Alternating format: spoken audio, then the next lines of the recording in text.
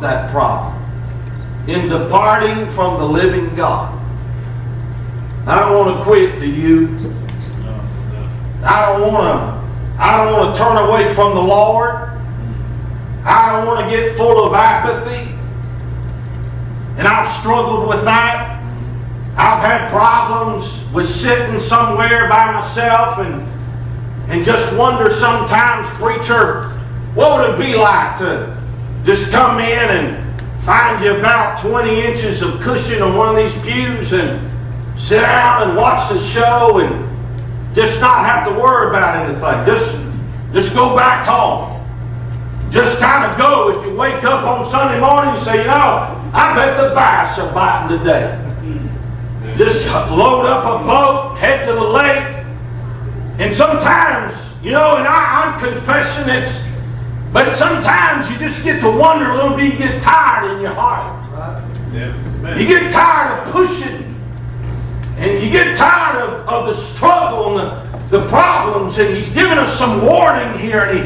And he exhorts us. And he says for us to do something in verse 13 that you don't hardly hear about anymore.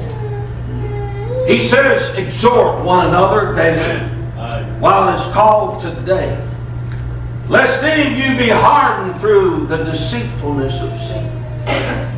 So what that simply means is for us to be pulling with one another. In other words, this is a church here, Calvary Baptist Church in Tunnel Hill.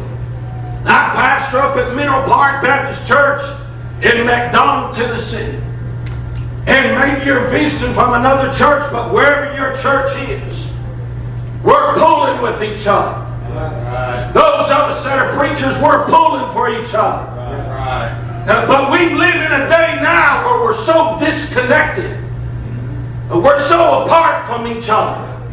We can come in prayer meeting and we say, some of you have asked me about brother so-and-so, and I saw him down at Walmart the other day, and man, he's wiped out. I think he's about on the edge of quitting. We need to pray for him. Amen. Now I'm going to tell you what this Bible's talking about here in verse number 13. He's talking about touching that dear brother. He's talking about going where that brother's at and say, hey brother, I'm going to tell you something.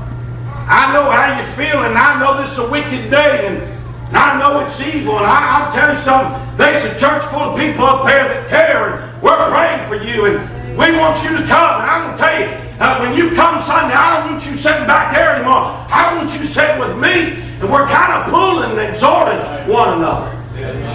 So when I get the mully grubs and the mealy mouth, and I start sucking my thumb and kind of whining around, and preacher, I need your help.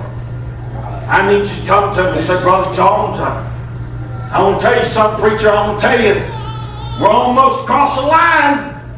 We need you to hang in there, preacher. We need you to stay with the stuff and keep on preaching. And it's worth every mile. It's worth every trial we've ever been through. And so just keep on, preacher. And just stay faithful, preacher. If we don't see another one get saved, it'll mean everything if we just stay faithful. Amen. So that's what he's telling us to do. Exhort one another. Then we come to verse number 14. He says, for we are made partakers of Christ if we hold fast the beginning of our confidence steadfast to the end. Now he's not preaching to us, nor is he exhorting us about a hold-on salvation. I can't hold on. I didn't get in, and I sure can't hold on. It wasn't me that got in by myself, and I can't hold on by myself. What he's talking about there is an evidence of salvation. An evidence of salvation.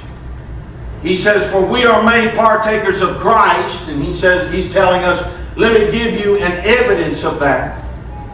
If we hold fast the beginning of our confidence steadfast to the end.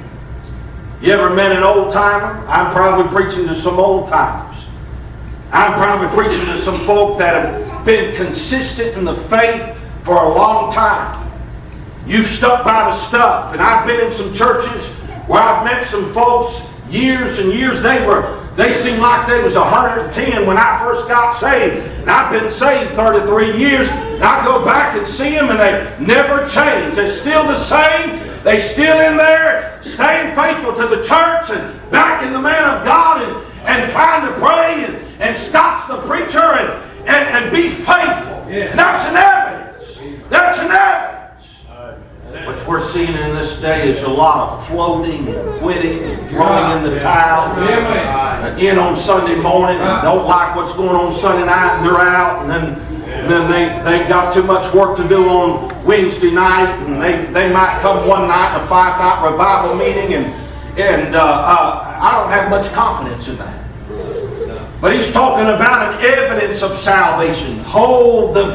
If we hold the beginning of our confidence steadfast to the end. Then he says, while it is said, today, if you will hear his voice, harden not your hearts. As in the provocation. Now what he's talking about the days that the children of Israel were going through the wilderness. And you fall back to verse number 8, he says, harden not your hearts as in the provocation in the day of the temptation of the wilderness, when your fathers tempted me, proved me, and saw my works 40 years.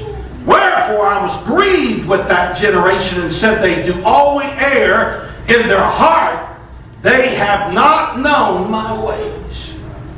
So he's telling us, he says, today if you will hear his voice, harden not your hearts as in the provocation.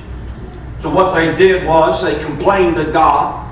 They murmured against God. They forgot what the Lord did about bringing them out of Egypt. They murmured for hunger. They murmured for thirst. They murmured for water.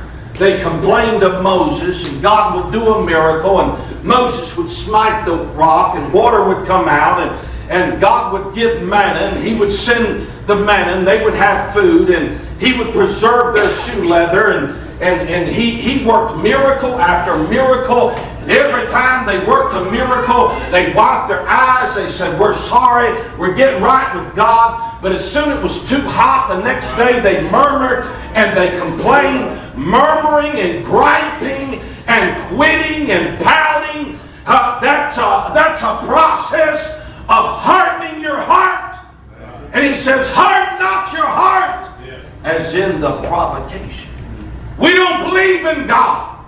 I know he saved me yesterday. I know he saved that young man. I know he sustained us. I know we have liberty. I know we have this Bible. I know he's put me and my wife together. I know he's given us our kids. I know he's blessed us. But we'll complain.